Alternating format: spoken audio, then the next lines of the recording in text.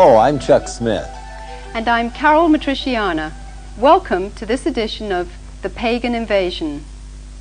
Halloween is a festival that conjures up images of ghosts, skeletons, black cats, witches on broomsticks, and little costumed children scurrying about the neighborhood. Trick or treat! Oh my goodness! Hi there. And who are you? Vampire. Dracula's wife. While there are some people who may be concerned about the origins of Halloween and its focus on blood, death, horror, and the occult, to millions of youngsters across the nation, it has been adopted as a time to pursue scary fun. It is an opportunity to dress up in ghoulish or fanciful costumes, to engage in the fantasy of being a witch or a vampire, ghost, or devil.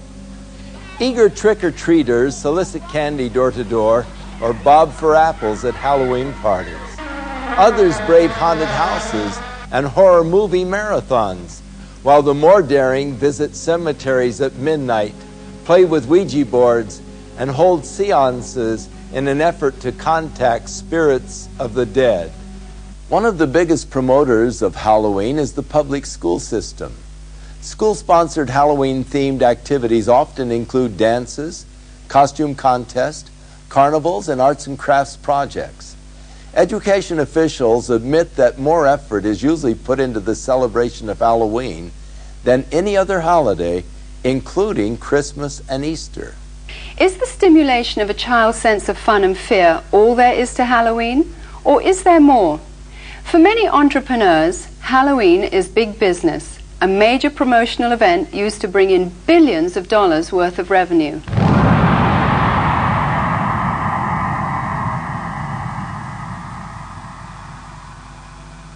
In addition to the usual costumes of cartoon characters for children, a growing number of outlets are featuring more macabre and sinister creations for purchase. This one well-known department store chain will sell more than $500 million worth of Halloween paraphernalia this year. And that doesn't include revenue from the sales of trick-or-treat candy. Costume shops such as this one are able to stay in business year-round as a result of the tremendous sales and rentals they receive during the Halloween rush. Farmers also view Halloween with an eye toward making big profits. Pumpkins are a traditional Halloween accessory used by households nationwide as jack-o'-lantern decorations.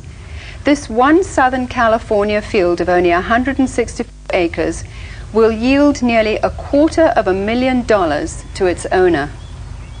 Halloween is manipulated by the promoters of horror movies and videos as a major marketing opportunity.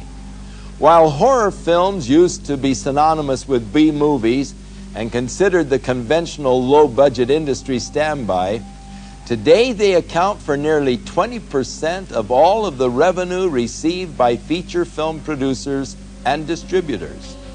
The success of the technical revolution in special effects has attracted serious film directors to produce well-crafted, elaborate horror productions. A recent visit to the Video Software Dealers Association exhibition in Las Vegas showed that the two biggest selling artistic genres were pornography and horror. Hollywood is continuing to capitalize on society's growing craving for the occult and demonic.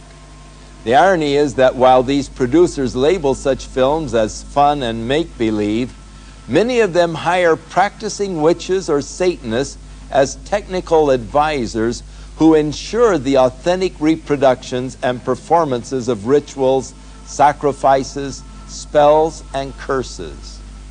People are so hyper during the day, they need to come home and watch something that's totally unreal so they can release themselves from all the pressures.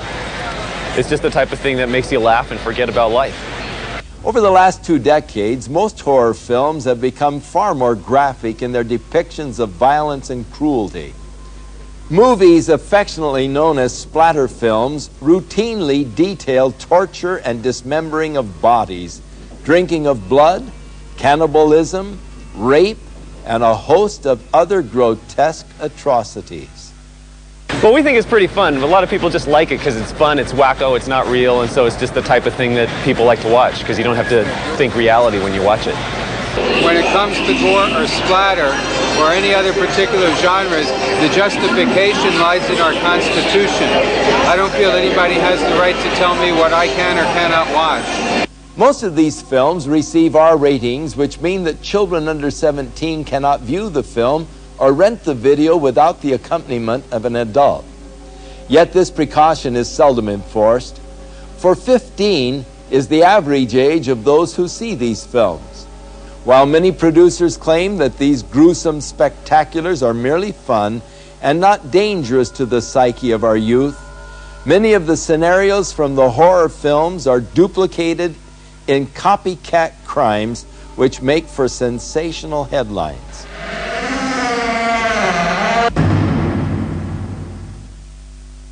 Glenn Hobbs was initiated into a satanic coven as a child by his grandfather and continued participating for many years.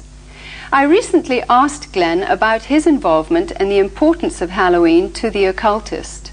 Well, my involvement in satanic worship was, I was involved in it as a child. Of course, I was a generational Satanist, what they call a generational Satanist, and what that means is that my family was involved in it and their family before them. Now, my earliest rememberings of Halloween and some of the things that were involved was, it was a very dark time for me as a child. It was something that I didn't enjoy. Glenn, could you tell us about your involvement in any rituals at Halloween as a child?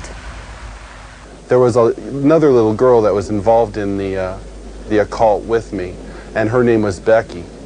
Now, Becky was a different type of child. She was blessed to be a sacrifice.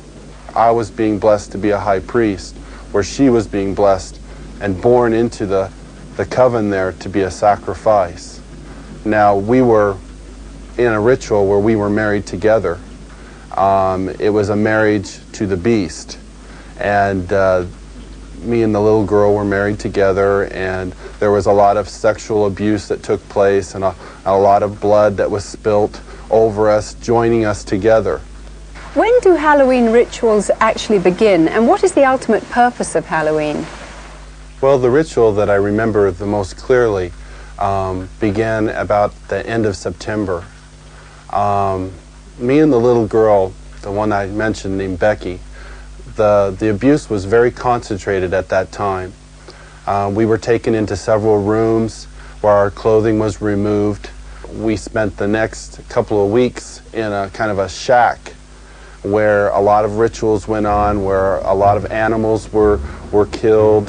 They summoned Lucifer and his spirit to come and possess me, and so that I would be blessed to take over the position of the high priest at a certain point in time. Now, Halloween night, they had again put me and the little girl in the back of this van, and we again drove off, which seemed like for a long time. We were drugged once again, and we finally came to this stop. They took the little girl out and they left me in the van. I could hear a lot of commotion that was going on outside. People that were screaming and yelling, and this low murmuring and moaning noise that was going on, like some kind of a low chanting noise that was going on. So I knew in my mind there was some type of a ritual going on, because I'd heard that many times before. You know, it was real common to see people fall on the ground and convulse and go into convulsions during rituals and stuff with the demonic presence that were around. And finally, a woman came to the back of the van and she said, "It's time to go." And she brought me out of the van, and I could see that there was just a lot of people around. Some were dressed in dark brownish kind of robes with hoods over them. They took me up and they led me up to this stone altar. And I remember I saw the little girl, and she was on the altar. Now, at first, you know, I just wondered what was going on, because you never knew. I mean, they used the altar for a lot of different things. They could have just been sacrificing an animal over, could have been a sexual abuse from the high priest on to her. You know, it was a hard thing to know for sure. Well, they ushered me up to the altar, and I could see that they had bound her feet. They had her feet spread apart, her legs, and they had bound them to the ends of the altar, and they had taken her arms, which were laying out this way, and roped them to the altar, which had little kind of like hooks, which they could bind the ropes around. And she was really white. I remember seeing her, and she was just real pale and real white. And I noticed that they had slit the bottoms of her feet and her wrists, and they were taking the blood that was running out of those areas and putting them into chalices and passing those cups around to different people who were partaking of her blood. Then the high priest, he took the athami, or the ritual knife, and he picked it up and he put my hand on it, and then he forced it into her chest. So when I think back on Halloween, you know, over that period of time that happened, you know, that was the climax event, Halloween night, where they killed that innocent little girl. And this is something that's happening every Halloween. That's not just an isolated event. I mean, there are children all over the world who are losing their lives during Halloween night, and yet we, as a society, we go out and celebrate it, and we go door to door and we ask for candy, and it's a big celebration to us. And I think it's quite ironic how one group of people are thinking it's fun, and another group of people are taking human life, and yet they don't, you know, there seems to be this wall and nobody wants to face the facts of what's really going on. Today, reports from all over the world show a growing concern over the mushrooming attraction towards the occult. Heinous crimes connected with the occult, according to police, are reaching epidemic proportions. Halloween is the time when community service organizations warn that children and animals are most likely to be abducted. To truly understand the significance of Halloween and its role in this mayhem, we must go back to its historic roots.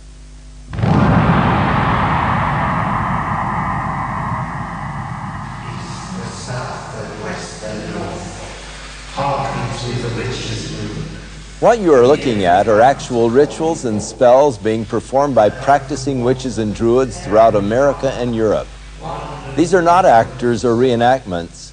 They are real. Most of Halloween's customs are the remainders of pagan superstition relating to Samhain, the Druidic New Year.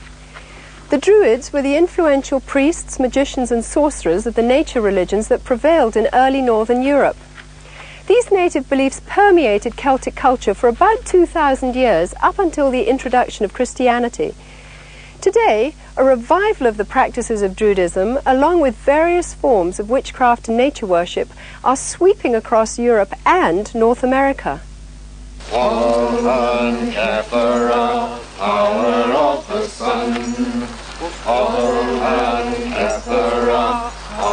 of the sun.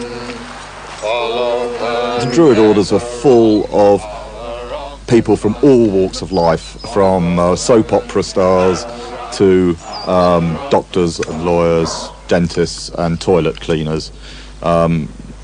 Anybody can be a Druid. I'm standing on Primrose Hill, which is one of the sacred sites in London, and it was here that the Druid order was inaugurated in its last most recent cycle in 1717, when a number of Druids from Wales and Scotland and Ireland and Brittany and England came together, and it is here that some of the ceremonies are held. Samhain was seen as a time when the dividing line between the dead and the living was at its thinnest. Consequently, contact with spirit beings was thought to be easiest. Samhain was also one of the major fire festivals of the Celts, At this time, the Druidic priesthood led the people in diabolical worship ceremonies in which they would sacrifice animals and humans in ritual killings. Human sacrifice has absolutely no place in the modern tradition. Just because we see a pagan revival doesn't mean that we wish to go back to barbarism of any sort. So it's a bit of a red herring. It's not something we like to talk about. The name for Druids is believed to come from the Greek word drus, meaning oak. Druids usually select groves of oaks for their ceremonies and use the leaves in their sacred rites. The work of the Druids consists in reuniting us with the world of nature externally and internally with that stream of ancient wisdom and knowledge. Sharing the Druidic tradition of nature worship is witchcraft. The title witch is from the Saxon word wicca, meaning the one who practices sorcery. The Oxford Dictionary states that a Wiccan is one who is twisted, bent or warped. Despite attempts from modern Wiccans to sanitize the original intention of witchcraft, its practice cannot be divorced from demonology. O guardians of the watchtower of the east, I, Ishtar, high priestess and witch, do summon and stir thee.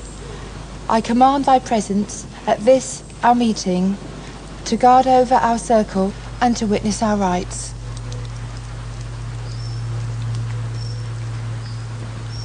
So mote it be. So mote it be.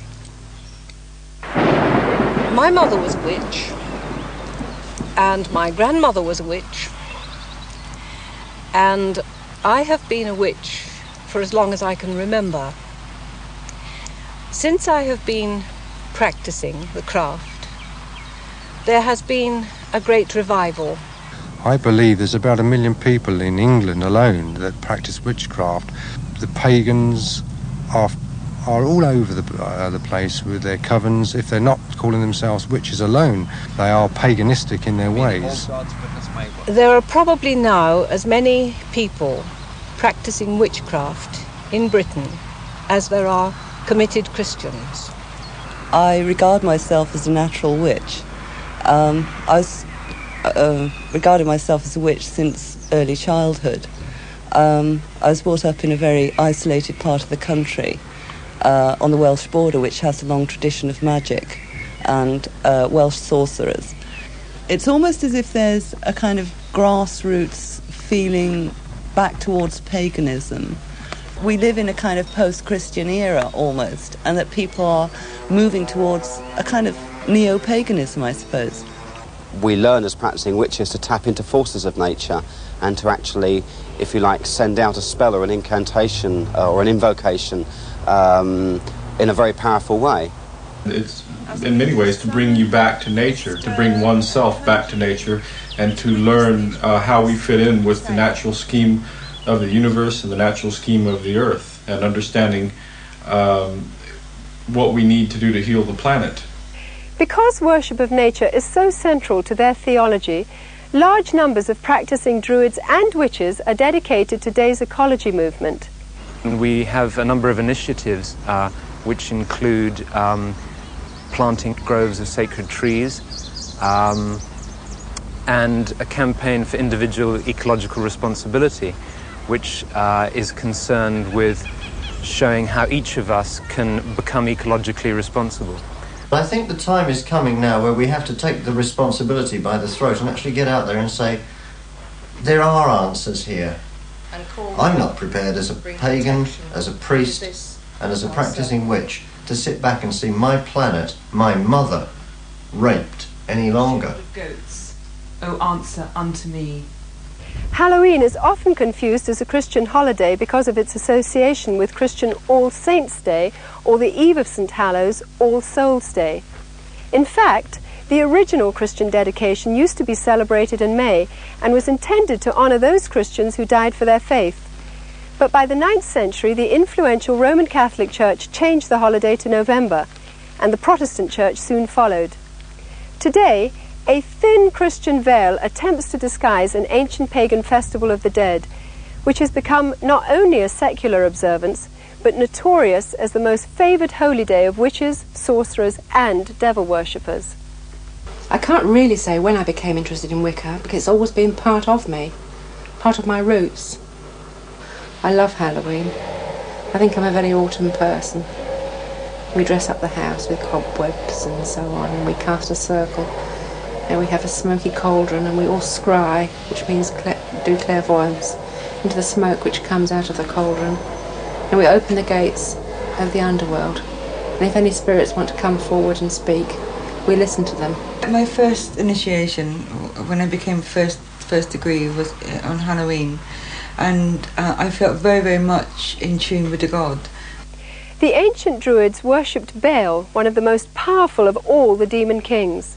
In the list of Enochian demons, Baal is said to be a king which is of the power of the East. Eastern religions emphasize that spiritual power comes from meditation. The common denominator between Druids, witches, and Satanists is the practice of meditation for the purpose of making contact with the spirits of the dead or disembodied souls. You do a lot of meditation with the arts, and you get onto this higher plane. It becomes less physical and more mental. It takes years of painstaking study, meditational work, finding your higher mind, being able to actually tap into the forces of nature and use those. I have, on occasion, touched upon, I suppose you could call them spirit guides. People describe them in different way. I am aware of a hierarchy of spiritual advisors who live on another plane of consciousness that you can approach, that will acknowledge you and advise you and assist you. We have what we call contacts. There are other names for them. They are beings, that's the easy thing to call them, which can be people who have lived on the earth, or they can be God forms. They become almost as real as the people standing next to you. And whoever else you call doesn't actually materialize. You can't see them in the physical sense, but mentally you know that they are there. You can see them in your mind's eye. They represent really forces in the universe. Forces that are like gravity or wind, but they're forces that have to do with our internal makeup and make our minds work in the way that they work. Margaret Adler, practicing witch and author of Drawing Down the Moon, warns that the trance state, with its roots in ancient shamanism and paganism, is not to be entered into lightly or when alone. For the spirit to be contacted actually enters the witch's body, using it to deliver a verbal message. There is a possibility, if you don't cast a circle, the forces that could come into the room could take over in a form of possession. We had one example here, where one young woman, a nurse, was possessed by, I don't know what it was, but a horrible voice came through her and she passed out. While occult procedures in their rituals may vary in intensity, the fact is that witches, as well as Satanists, commemorate Halloween night with the same fervent dedication to invoke spirits for personal power. Queen of heaven, queen of hell, horned hunter of the night, lend your power unto our spell, and work our will by magic right.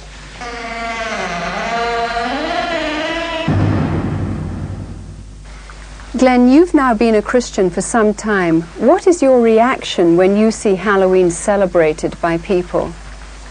Whenever Halloween time starts coming around, at the 1st of October, you go into the stores, you see the costumes, you see the mother with her little girl putting the witch's hat on her, and the little boy getting excited about getting the devil mask, and you see the candy, you see the Halloween pumpkins, you see people decorating their houses with skeletons and all these symbols of death. You know, it only serves to bring back horrifying memories to me.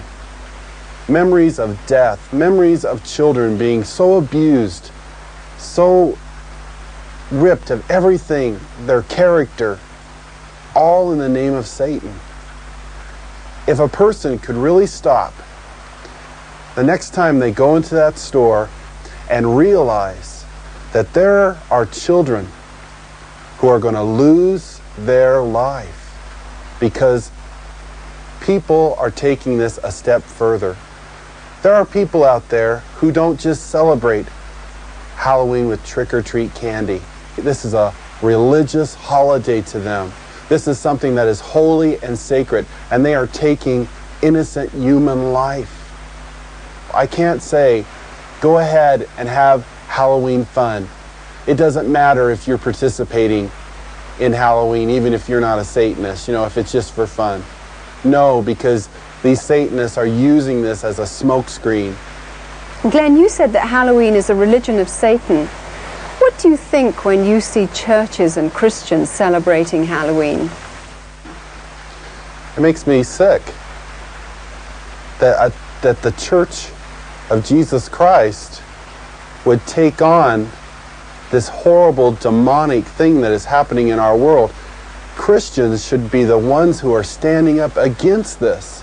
Christians should be the one who are saying these terrible things are happening and we want to stand against this. Churches should not be having these Halloween parties at all. They should be coming together as brothers and sisters in Christ, binding together and coming against these dark forces, praying for these children that God will spare their lives, that somehow God will intervene and save these children. Whether the public chooses to believe in the frightening growth of Satanism or not, the fact is that a highly organized network of Satanists are operating in America and Europe today. They seem to be respectable members of society and are integrated into all professions and walks of life. We go now to a special report from noted author Hal Lindsey, who is on location at a site known to be used for satanic rituals.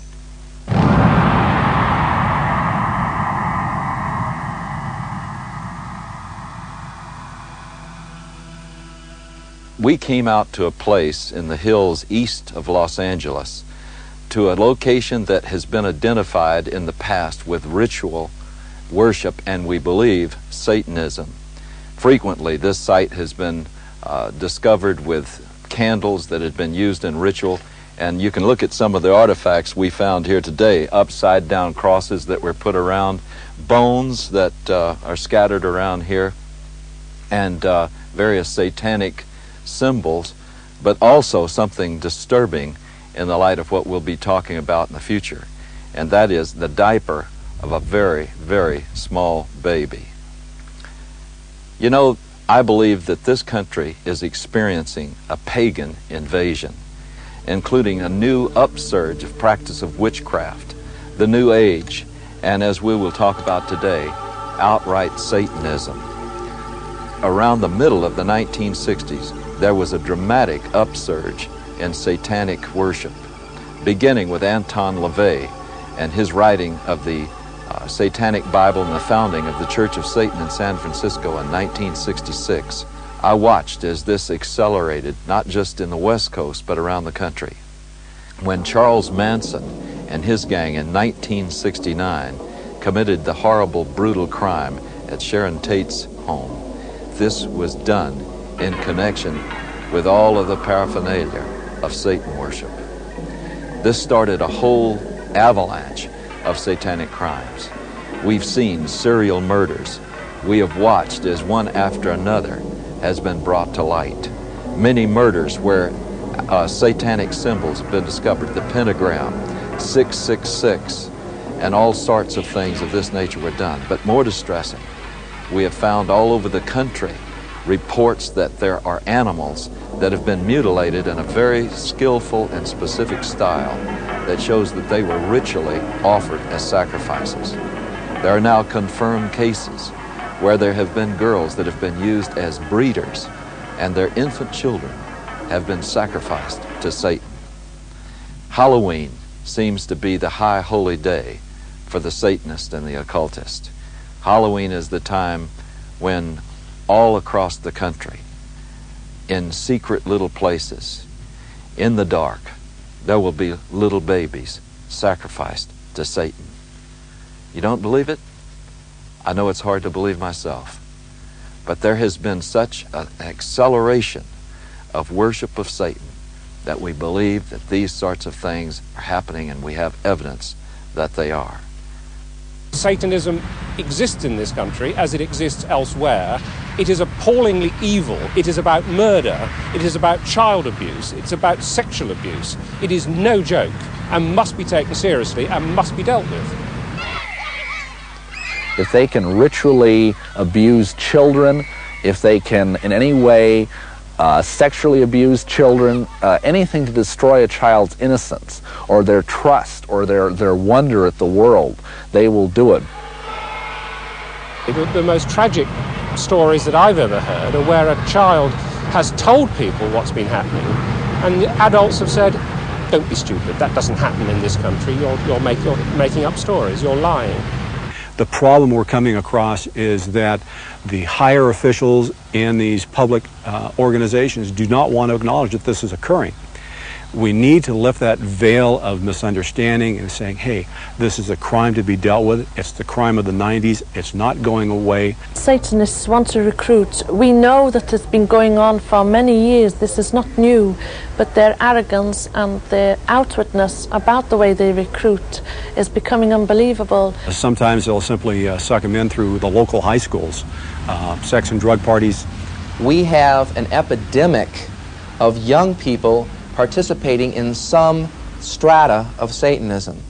Now, that doesn't mean that they're all out sacrificing human beings, but they may very well be doing the rituals that involve mutilation of animals. One fire department individual told me all of the woods around our area have these types of rituals going on. It is believed that if you kill an animal, that exerts a tremendous amount of energy that the people there can sort of vampirize on, and so animals would be slain, and this is especially true on the high holidays like Beltane and Samhain, Halloween and May Eve. There's something about sacrifice. If you do it once, you want to do it all the time. Once you've actually passed the barrier of sacrificing an animal, you get this sort of bloodlust where you really want to do it, and I really wanted to do it.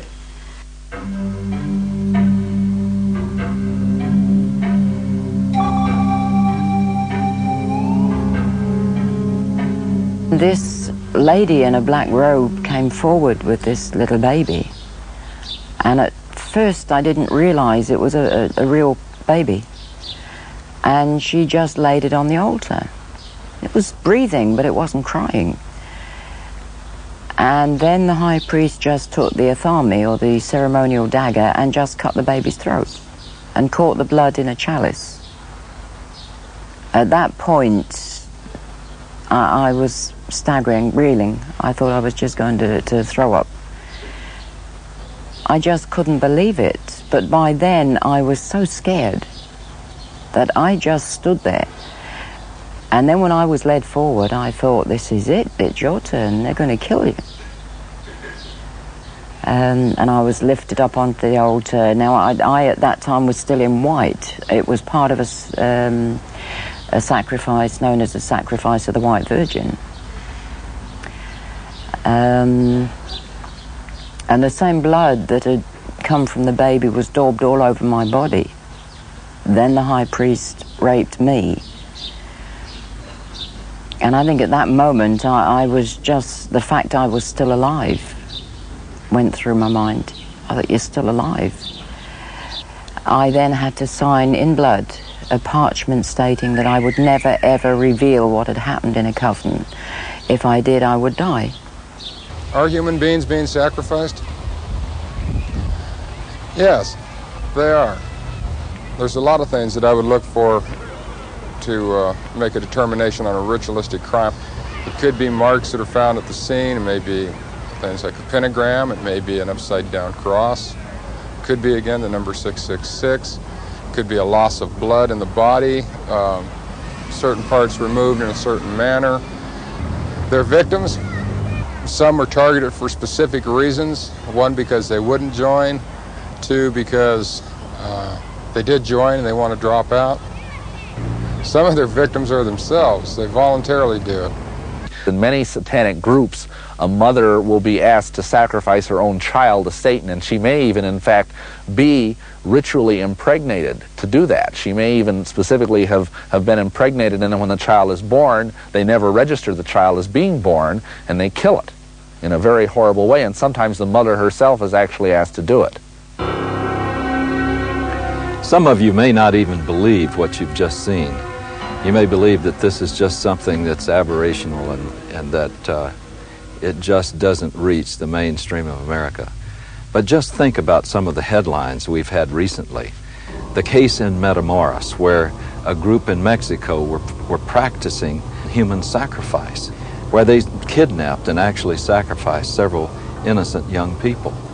And think about the Night Stalker case here in Los Angeles, with Ramirez brazenly flashing the satanic symbol and saying, "Hail Satan," and holding up his palm with a pentagram in it.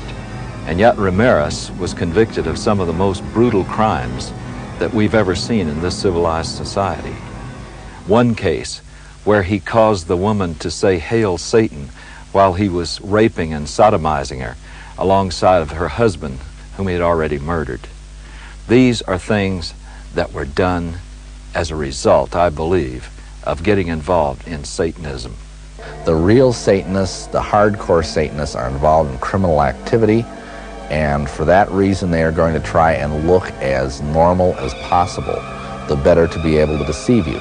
They're doctors, they're lawyers, they're teachers, they're oftentimes people who are in positions of great influence over small children.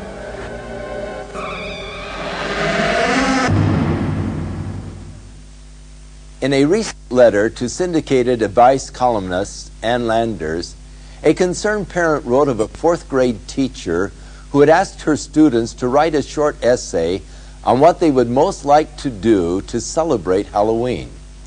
80% of her 9-year-olds expressed the wish to kill somebody. It is easy to see how Halloween's ambiance can promote an unhealthy desire for violence. All of today's seemingly innocent Halloween customs and symbols have their origins in the ancient Celtic Day of the Dead. For example, the practice of trick-or-treat is from Celtic tradition, where people gave food in return for blessings from spirits of the dead. Failure to supply treats would result in demonic retaliation. Jack-o'-lanterns grew out of the Celtic tradition of carving the faces of demonic spirits on turnips and later on pumpkins. The World Book Encyclopedia says the apparently harmless lighted pumpkin face of the jack-o'-lantern is actually an ancient symbol of a damned soul. Candlelit pumpkins, or skulls, at a home signified that the occupants were sympathetic to Satan and would therefore receive mercy by spirits and trick-or-treaters on their Halloween rounds. Perhaps the most sickening of all Druidic New Year practices were the human sacrifices which occurred at midnight. Adults and children alike would be thrown into huge fires while the celebrants danced around them in demonic fits of abandon. By morning's light, only ashes and bones would remain. These were called bone fires, which is where we get the tradition of bonfires today. The Druids believed that black cats were reincarnations of the evil dead and were possessed with supernatural power and knowledge. Bobbing for apples was part of the Druidic New Year sexual divination ceremony of fertility. The broomstick and witches' hats were originally considered phallic symbols. When used in the rituals of witchcraft, these objects supposedly transform the sexual energy released during orgasm into psychic energy. By understanding the pagan origins of Halloween, we can no longer claim ignorance. As parents, we are called to a sense of responsibility and must decide whether to allow our children to participate in occultic celebrations which glorify the powers of darkness. Deuteronomy chapter 18 spells out God's position concerning man's participation in divination, sorcery, or communicating with the dead. Verse 12 states that whoever does these things is detestable to the Lord. By participating in the customs of Halloween, whether in fun or ignorance, We are continuing in practices which have been consecrated to Satan. People who love the Lord should stand for separation from these things and not compromise. Christians can gather together at Halloween and use the night to educate themselves to the dangers of paganism and to take the opportunity to pray and wage spiritual warfare against the powers of darkness in their community. It can be combined with a time of worship, praise, and thanksgiving to our Heavenly Father for victory over Satan, death, and hell. Many of the people appearing on this program got involved in the occult because of a desire for divine-like power. The source of occult power is Satan. It is deceptive, exploitive, and will eventually fail to deliver on its promises. And there is always a hidden and heavy price to pay. The power God offers mankind, on the other hand, stems from a personal caring for that which He created. If you don't know God, but would like to experience His life-changing power, then recognize that Jesus Christ wants to be the Lord and Savior of your life. If you accept the fact that His death and resurrection is payment in full for all of your sins, you will have everlasting life. Within all of us, there is a God-shaped vacuum. Throughout the ages, man has attempted to fill that void with the things of the world. But it is only through a relationship with our Creator that we can be truly satisfied. His Holy Scriptures reveal the way in which we can be reconciled to God, and that is through the provisions of His Son, Jesus Christ. I'm Chuck Smith. And I'm Carol Matriciana.